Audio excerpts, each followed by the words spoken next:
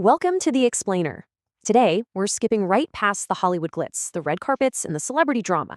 We're zeroing in on the sheer financial machinery, the economics of Netflix. I mean, it's kind of crazy to think, right? The company that used to mail us DVDs in those little red envelopes is officially maturing into a highly disciplined, immensely profitable global empire. And today, we're going to map out exactly how they pulled that off. Let's kick things off with a number that really puts the scale of this empire into perspective: $12.05 billion. That was Netflix's revenue for the fourth quarter of 2025 alone, just a single 3-month period. That's a 17.6% jump from the previous year, proving that their explosive global scale is absolutely still intact. But, how exactly are they engineering this massive cash flow today, especially when the streaming space just feels so incredibly crowded? Okay, let's dive into this. Here is our roadmap for today. We'll be looking at 1. The streaming market shakeout. 2. The power of pricing. 3. Why advertising is the new king. 4. The live sports equation. And finally, 5. The future of Netflix. Now, to understand where they're heading, we really just need a quick glance at how they got here.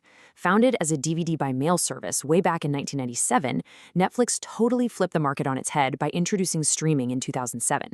Fast forward to the close of 2025, and they've actually surpassed 325 million global paid subscribers. And looking ahead to 2026, their ad revenue alone is projected to hit a massive $3 billion. They've just fundamentally shifted their entire economic engine over the decades. All right, Section 1. The streaming market shakeout. So, to really grasp Netflix's current financial playbook, we have to look at the actual economic battlefield they're fighting on. And this brilliantly illustrates that. According to a strategic business analysis from the University of Montana, Netflix actually operates within the movies and entertainment sub-industry under the Global Industrial Classification Standard. Basically, what this means is they aren't just competing with other tech startups anymore. They're going head-to-head directly with legacy media giants like Walt Disney in what is an incredibly capital-intensive space. That same academic study applies Porter's 5 forces, and it shows this industry is very much in a shakeout phase. Entry barriers? They're super high. Costly productions keep the new players out, which is a big opportunity for Netflix. However, buyer power is incredibly high too, simply because you and I have endless streaming choices. Plus, the rivalry is intense thanks to consolidating competitors. Think of that massive Warner Media and Discovery merger. Yet, despite these major threats, Netflix is absolutely thriving in this shakeout. Let's look at how they're doing it. Moving on to Section 2. The power of pricing. With the broader market consolidating around them, Netflix is really leaning on its massive foundation to extract more value from the users they already have. Take a look at their primary market, the US and Canada, or the UCAN region. In Q4 of 2025, revenue there hit $5.34 billion. That's roughly 44% of their total revenue. But here's the absolutely crucial part. This region had the highest growth rate globally at 18.2%. And this revenue jump wasn't just from a flood of new users signing up. As the data shows, it was primarily driven by a wave of early 2025 price hikes that charged consumers more and, well, it worked beautifully. Now, you might be wondering, didn't people just cancel their subscriptions when prices went up? Well, check this out. In the first half of 2026, Netflix clocked 97 billion view hours. That is actually up 2% from the previous year. So subscribers completely absorbed the price hike and actually sat down and watched more content, even with massive global distractions happening at the time, like the Winter Olympics and the World Cup. It's just the ultimate textbook proof of incredible pricing power. Okay, Section 3. Advertising is the new king. But raising subscription prices is only one lever they can pull. By the end of 2025, S&P Global Market Intelligence estimated Netflix's total paid subscriber base at 327.7 million. The split here is what's really striking. 113.2 million of those subscribers, so nearly 35% of their total massive base, were on the ad-supported tier. In a seriously short amount of time, they've built an advertising audience that directly rivals traditional broadcast television networks in terms of sheer scale. Now, what's really interesting about this slide is the sheer velocity of this new revenue stream. In 2024, their advertising revenue was just over $600 million. By 2025, it had exploded past $1.5 billion, and the company expects it to roughly double again to approximately $3 billion in 2026. I mean, this is a massive, highly lucrative infusion of brand new cash right into their ecosystem. And the thing is, they aren't just selling cheap ads to fill space. Co-CEO Greg Peters recently noted, and I quote, There's still a gap between ad tier ARM and standard without ads tier. That gap is narrowing. Now, ARM stands for average revenue per membership. What Peters is signaling here is that Netflix is effectively extracting more revenue per ad-supported member. The prices they're charging advertisers are actively going up, so they're monetizing this tier at an incredibly sophisticated level, rather than just discounting their inventory to fill up capacity. But as they lean so aggressively into advertising, they're also changing the rules of the game for how they're measured.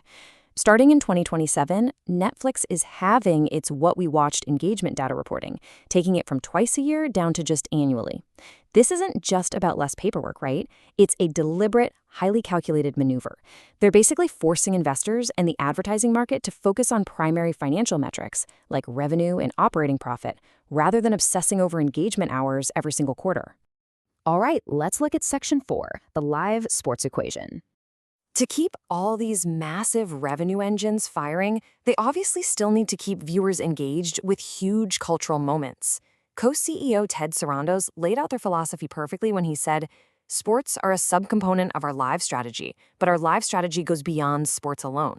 See, they aren't trying to become the 24/7 home for every single sports league out there. Their approach is highly calculated and deeply protective of their operating margins. So the crucial point is the stark contrast between traditional sports broadcasting and Netflix's strategy. It's truly fascinating. Traditional networks buy season-long rights, right? These are ultra-expensive, slow, heavy, and require high-volume production week after agonizing week. Netflix, on the other hand, is specifically targeting what they call ownable breakthrough events. They want sharp, cost-contained spectacles that have massive cultural resonance to drive immediate signups, foster platform stickiness, and get absolutely everybody talking. You can see this exact strategy playing out in their recent acquisitions. They broadcast the viral Jake Paul versus Mike Tyson fight. They locked in a massive 10-year, $5 billion agreement for WWE Raw, which gives them consistent year-round live programming with a hugely dedicated global fan base. They grabbed the NFL Christmas games, and looking a bit further ahead, they'll be the exclusive host for the 2027 and 2031 FIFA Women's World Cup. These are incredibly huge, contained viewership moments that maximize impact without the endless, expensive grind of a regular sports season. And they're keeping costs down heavily on the production side, too. As Greg Peters noted, they are just as likely to continue using partners with existing production infrastructure. So rather than spending billions to build out a global live sports broadcasting infrastructure entirely from scratch, they just leverage existing experts. Like they partnered with CBS to produce their NFL games. It's a highly pragmatic, margin-protecting move. Which brings us to our final section, Section 5, the future of Netflix. All of these strategic levers, the pricing power, that exploding ad tier, and the disciplined sports spending, they all point to a very clear maturation of the company. Now, why does this matter to you? Because Netflix is winning right now by running what is arguably the most disciplined economic engine in the entire media landscape. In Q4 of 2025, they achieved their highest margin growth rate in years. They generated a record $9.46 billion in free cash flow across 2025, and their operating income was up 30.1% annually. They aren't just burning cash to grow user numbers anymore. They're literally minting it. Let's move to and see how this builds into their regional data, because this financial discipline is absolutely vital right now. The Europe, Middle East, and Africa region, or EMEA, represents 33% of their global subscribers. It's their largest base. But as of mid-2026, it's also their slowest growing region, up only 11% on an FX-neutral basis. Because their core markets are maturing and saturating, pure user volume growth is naturally slowing down. And that is exactly why they absolutely must rely on their new advertising tier and their proven pricing power to drive future revenue. Which leaves us with this final provocative thought to consider. As Netflix firmly pivots away from chasing endless user volume and focuses instead on extracting pure profitability through ads, continuous price hikes, and calculated event programming, are they still that scrappy Silicon Valley disruptor that mailed us DVDs? Or have they officially become the new Hollywood establishment? Thank you so much for joining me for this explainer, and we will catch you next time as we continue to unpack the fascinating data behind the headlines.